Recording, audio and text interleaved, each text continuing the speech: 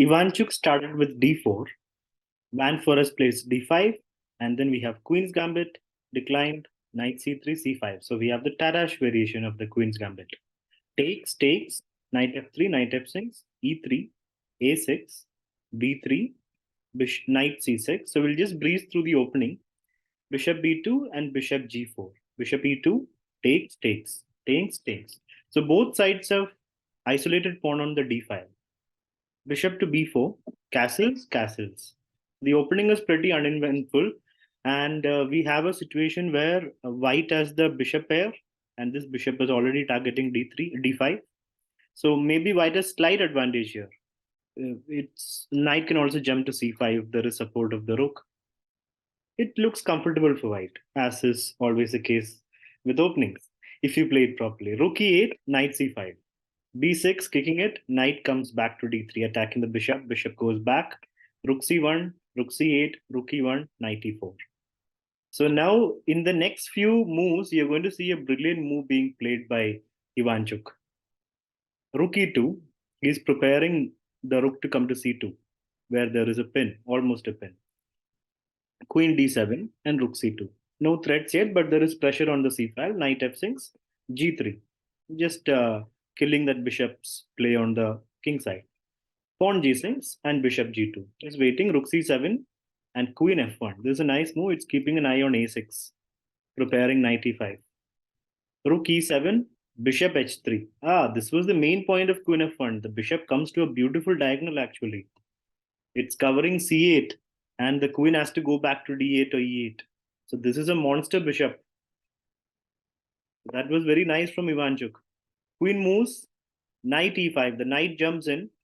Of course, if you take, you will be in trouble. If you take, you will lose a piece. Takes, and you'll have to move the knight. You won't actually lose a piece because queen is defending the knight. But then it looks very good for white now. The bishop is great. This bishop can come to this diagonal. The rook is just stuck there, and the rooks are great here. And there's a sort of pin here. Yeah, it is a pin. So this looks very good for white. The pawn structure is also good, and d5 is probably going to fall right after white attacks it. So that is why after knight b5, bishop takes knight is not a good idea. He plays knight b8, preparing to go knight d7. Bishop a3, a very nice move. It's not exactly a sack because if you take, you will lose an exchange over there. So you can't do that. And if you take, I take back, and if bishop takes, just queen takes back. Material wise, it's equal actually, but the position becomes very good for white. The rook is already in, the bishop is still great, and the knight's great. Just look at the pieces, compare the pieces of both white and black, and it looks very good for white. So it's understandable you cannot take the bishop on a3. And if you take on c2, rook takes c2, then there is just rook takes back, and still you can't take because of rook c8. You win the queen for a rook and a piece. So this is why Van Forest just plays queen d8. And now comes the brilliant move by Ivanchuk. Knight d7. The threat is knight takes knight. And you can't take with either knight really because then the rook falls. Right? So for example, knight takes knight, you just take the piece. And then rook c8 is also a threat. So you can't even take on a3. So it's just a beautiful move. And what happens if, let's say, rook takes? If rook takes, we just take here on d6. And then if rook takes, there is rook c8. This kind of what happened in the game. Van Forest played rook e takes d7. And now bishop takes, rook takes c2, rook takes, and rook c8. So the bishop on h3, the monster bishop, wins Ivanchuk the queen. Queen takes, bishop takes, and knight c6. This position is completely winning. Yeah. In the live commentary, Anand was like surprised. How could a person lose from this position? It's a queen against rook and knight.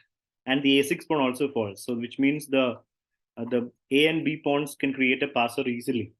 So let's see what happened. Time pressure happened in the next few moves, and that is where Ivanchuk got into trouble. Van Forest did some tactics, and Ivanchuk got in trouble. So let's see. Queen takes, so far good. Knight takes, and King G2, getting out of the last rank. King G7. Now B4. He is getting ready to push the piece. Knight c2, attacking the pawn, queen a4. That kind of blocks the a pawn, but it attacks the knight. So knight check, king moves. Knight f3. And now queen d1, again attacking it and preparing a4.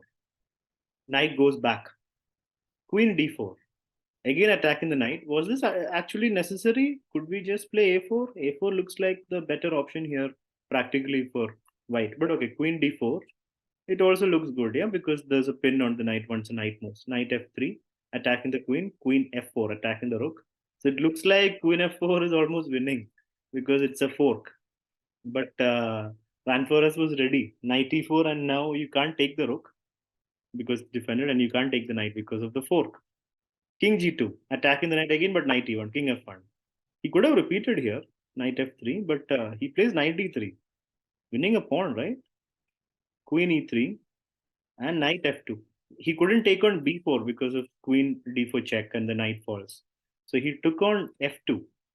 Now things have become a little bit difficult because the f pawn also fell, and we still don't have our pass pawn yet. Queen check, king g8, and a4. The bishop is stuck over there. It's not doing much, and it has no squares as well. Bishop a6 may block the a pawn, so you didn't want to do that. Maybe bishop b7. Does that look like a good option, taking on d5? But that will only open up the rook. So Ivanchuk just gets ready to promote the pawn, create a passer, and then promote it. A4, rook c6, attacking the bishop, and now the rook also jumps into the attack. This is where things become really tricky for Ivanchuk. So instead of a4, Ivanchuk should have played b5 because it completely blocks the rook out. Now, how will the rook get into the game? The idea is you can still create a pass pawn like a4, a5, and you still have your pass pawn. This stops the rook from coming in. So this was the correct option for Ivanchuk, but by now he was already in time trouble. So he played a4, frantically creating a pass pawn. But rook comes in, bishop a6, and now rook check. King moves, knight g4. The knights and the rooks are just surrounding the king, and rook d1. Now it is actually better for black because the bishop falls, and this is too slow. So here Ivanchuk played a5, but rook check, king moves, and knight f2. The bishop falls, queen takes pawn. So if you take the bishop, it is not enough. Like for example, if you play rook takes d3, then it'll be bad because queen can take. Knight takes back and then just a6. You can't stop the pawn. It's not possible. Knight b4, a7. So that is why he cannot. So queen d5, you can't take with the rook. Can you take with the knight? Then I suppose just pawn push. But then rook d1, king g2, and then there is a knight fork, knight e3 fork. So we can't do that. So probably we'll have to move the queen, attacking this. And if you take, then we can just go b into a5, and we're still fine. This is almost equal. There's no mate, but it looks like it's very risky. So that is possible. But then he played after queen d5, knight h3 check, king f1, and he found the win there. So if the king had gone to the corner, what would have happened? Then there was a mate, rook h2 mate. So king can't go there, and now Ivanchuk is lost. Knight h3 was a very good move. It forces king f1, and now comes the fork. Knight e3, and it's all over. Rook check, king moves and takes. You take the rook, but then there is again check. And then the bishop also gets exchanged, and that's it. This was too slow. So Ivanchuk played this brilliant knight d7, but unfortunately, the work of art couldn't finish. It was left unfinished. It's a beautiful move, knight d7, because you're not even taking anything. You're simply going there. It's like an interference.